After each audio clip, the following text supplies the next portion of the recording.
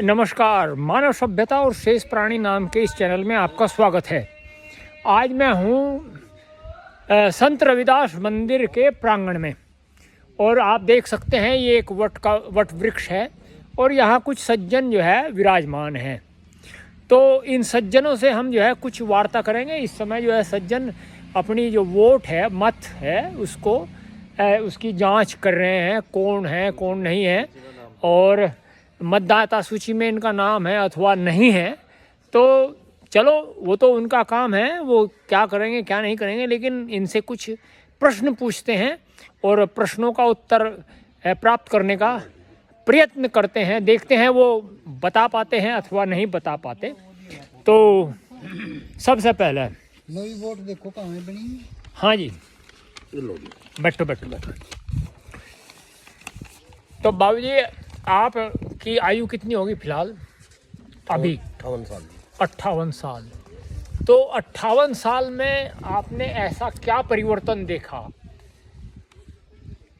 वातावरण में या कह लो या प्रकृति में कह लो, जो कि अब मनुष्य के ऊपर सकारात्मक प्रभाव डाला अथवा नकारात्मक? जो परिवर्तन देखा, जो बदलाव देखा, नकारात्मक कैसे?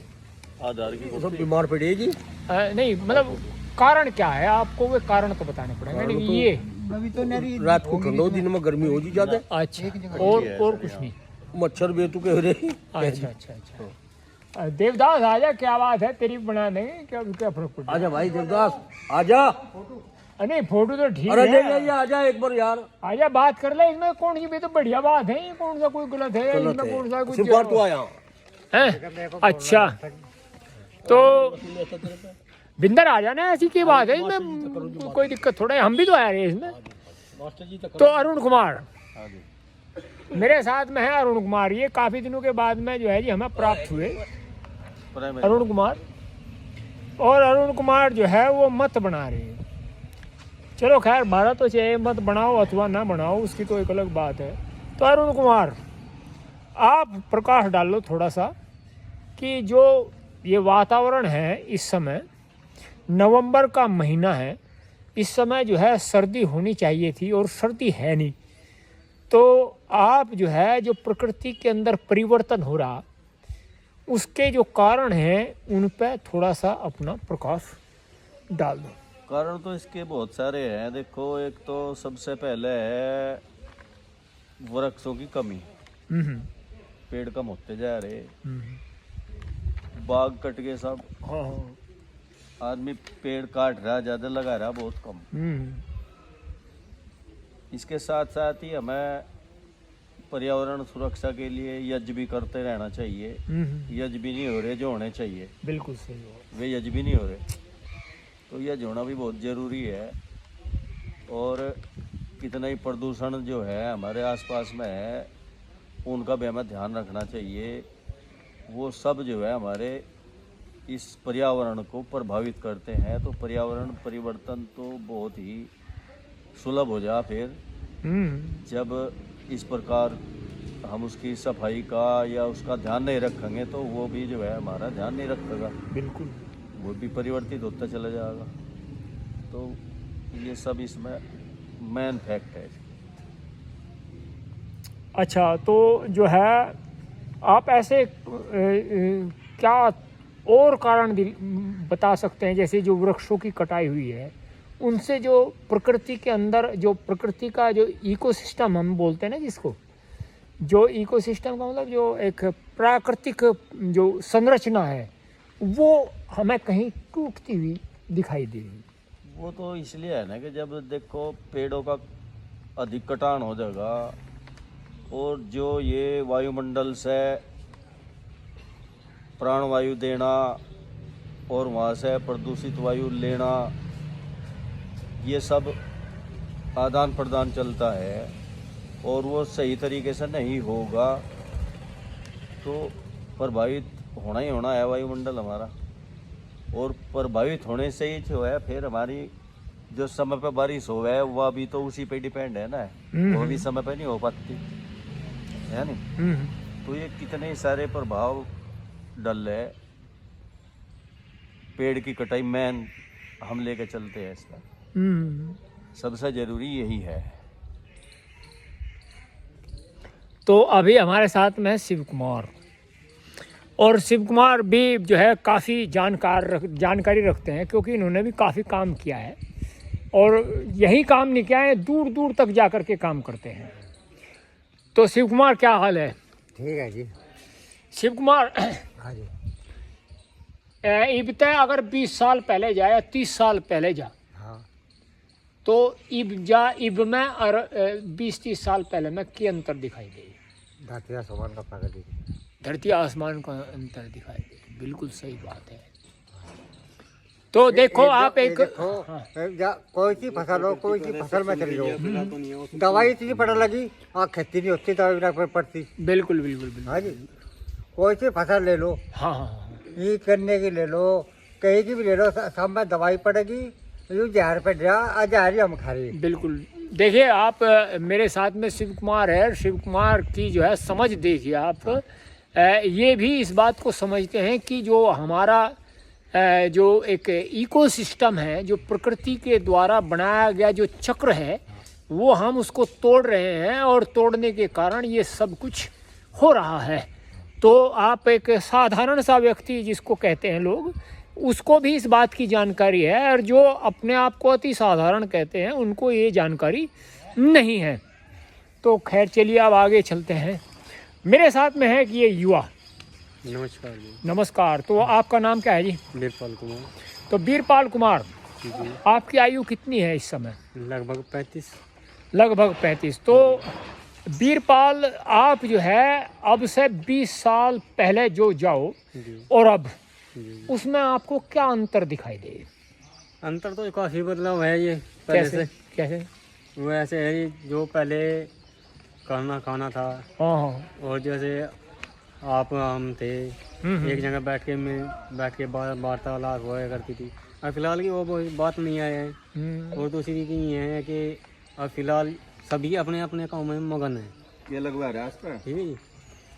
तो आप देख सकते हैं बीरपाल कुमार का ये मानना है कि जो ये परिवर्तन है, इसके कारण जो एक मनुष्य का आपस में मिलना था और एक दूसरे से विचारों का जो आदान प्रदान था, जो किसी से लेना और किसी को देना, वो अब नहीं हो पाता है, जिस कारण से जो है जो समाज है उसके अंदर एक प्रकार का भटकाव है। और वो भटकाव को रोकने के लिए अभी इस समय मुझे नहीं लगता कोई कदम उठ रहा है। तो आप ये जो अभी ये जो सिस्टम क्रिएट हो गया, जो ये पैदा हुआ अभी, तो आप कैसे समझते हैं कि इसको ऐसे बदला जा सकता है? देखो, ये तो अपनी आपस की जो वार्तालाप होती है ना, उसी के तो माध्यम से ही बदला जाएगा। आपस में प्यार से बदलाव रहेगा, तो आपस में ही वो ईगो बन के चलेगा। तो इसी हिसाब से सारा जो वार्तालाप रहेगा, वही वातावरण फिर दोबारा से बन सकता है। शिव कुमार की बात को हम आगे बढ़ावे। हाँ जी, लो तो अरुण कुमार कुछ जो है शिव कुमार की बात को आगे बढ़ाना चाहते हैं, तो हाँ जी। या शिव कुमार ने बताया था कि भाई दवाई छिड़क रहे हैं। हाँ, वो भी बात बहुत सही है। हाँ। क्योंकि दवाई जो हम रसायन खेती में डालते हैं, उससे खेती तो चलो ग्रो करगी, हाँ।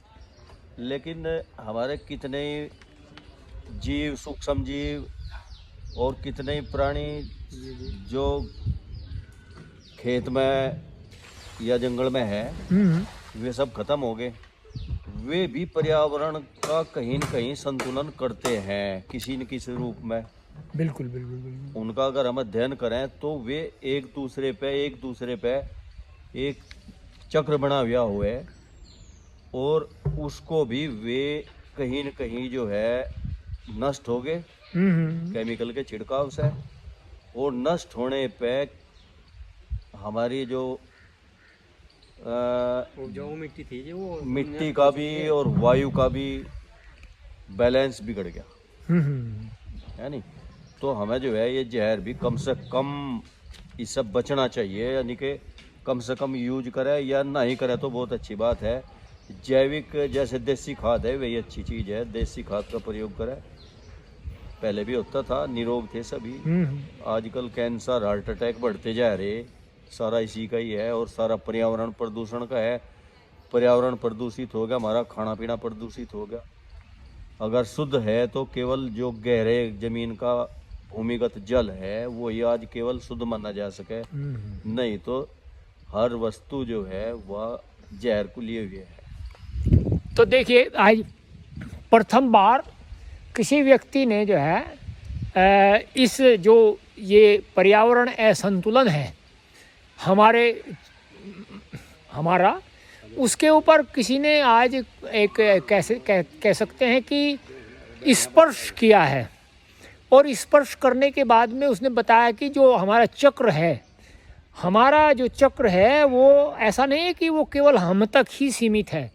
इस समय तो हम तक सीमित हो गया है, लेकिन पहले वो चक्र एक दूसरे से जुड़ा हुआ था।